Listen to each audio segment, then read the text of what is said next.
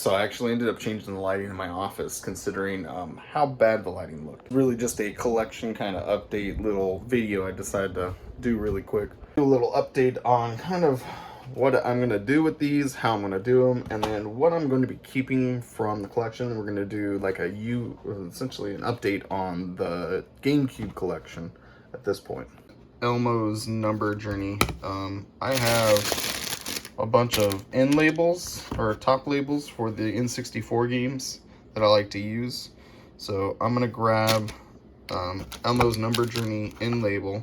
So when I put it flat, you'll be able to see it. So we got our end label on here, and now we can put it on the collection shelf after I put it in the app I use. So this app is extremely helpful when I deal with any of my gaming collection items, systems, peripherals, toys, pretty much anything.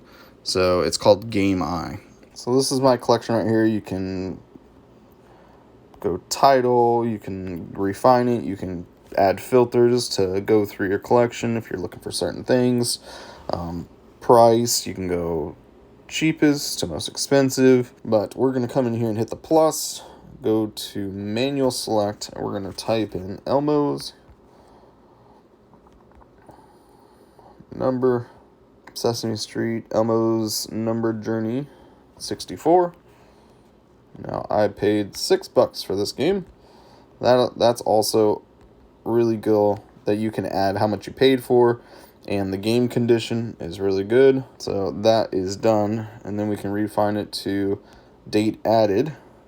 So as you can see right there, Sesame Street, Elmo's Number Journey, and you can add notes to items and games. So if you export this for, let's say, a collection buy, it's actually extremely helpful. So for example, this is me exporting the files in Excel, and this is kind of the breakdown. There's more columns that they give you when you export it, but this essentially I cleaned it up a little bit. This is the platform, how many I owned, the title of the game. This is kind of the price breakdown.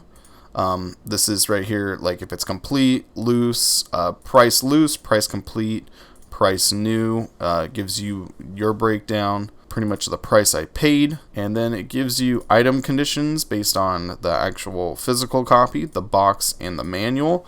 And then the really important thing is kind of notes, gives you an idea of what kind of condition some of this stuff is. Now the ones with question marks are essentially items that don't have a manual, don't have a box, so they don't really have like a condition per se, but this kind of helps you when you're trying to sell stuff or break it down. It also keeps it really organized. I definitely would recommend the app. It's helped me constantly keep stuff in track, especially when people come in, they're like, whoa man, you got so many games, I don't know what you got, I don't know what I have. And I was like, you guys need some way to organize and keep that information, right?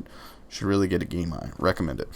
But we're going to go through our GameCube lot that we picked up a couple days ago, and we're just going to make sure condition wise, if they're in good condition, we're going to put them in sleeves, put them on the shelf. We're going to start completing some more of these GameCube games.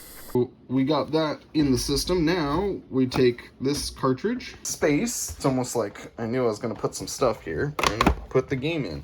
Now I like this shelf. I really like this small area, especially for, this is supposed to be for like CDs and small like disc-based stuff, but really it fits N64 games like a dream. And I believe, yeah, like here's an NES game, it'll fit it. I don't think it kind of sits out quite a bit like that, but add that to the wonderful shelf, and then we'll start adding some GameCube games. Talk about these guys. This is something that I just picked up, and condition-wise, these two don't have the games. These are complete, but unfortunately they have like really rough labels, stickers all over them, and they're not in the right cases. So this one I believe is just the game as well, no manual. Time splitters looks all right, besides like writing on the label, and then you open it up and it has just CD stickers and stickers all over the manual, and it's also not in the original box. Games like this, they'll go on the shelf, but they won't go into the protective sleeves. The sleeves kind of tell me that the conditions are in really good shape and that they're like almost perfect, if not perfect. These ones, on the other hand, are in really good shape. They need to be cleaned up a little bit, but these ones will probably go in sleeves. But I will put notes in it for manual condition, making sure that the manuals are in, because I'm always looking for better manuals if they are needed. Inserts like caution booklets. I have a couple more of those, but I'll have to just double check to have them or not. So I'm going to clean these up a little bit. These ones will get sleeved, go on the shelf. These ones will go on the shelf. These ones are just going to put aside. Here we go!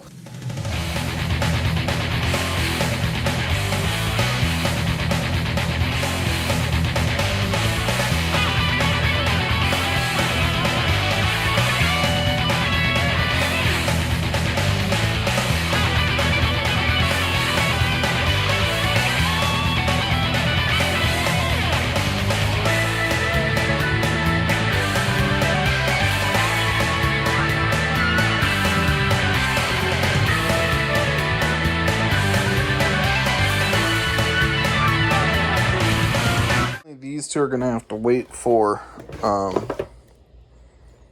games. I'm not even going to add them into the collection yet. Then these three I'm on the fence about. Time Splitters 2, considering how kind of rough it is. Mortal Kombat Deception. And that doesn't look too bad. It just needs a new case, and there's a giant hole right there. And then we got Trans World Surf Next Wave, which is kind of an uncommon game. But I think I might just sell these in the store. Actually, with those games added into the collection, we are now on the 4th row of the game shelf. That means we're at 187 games out of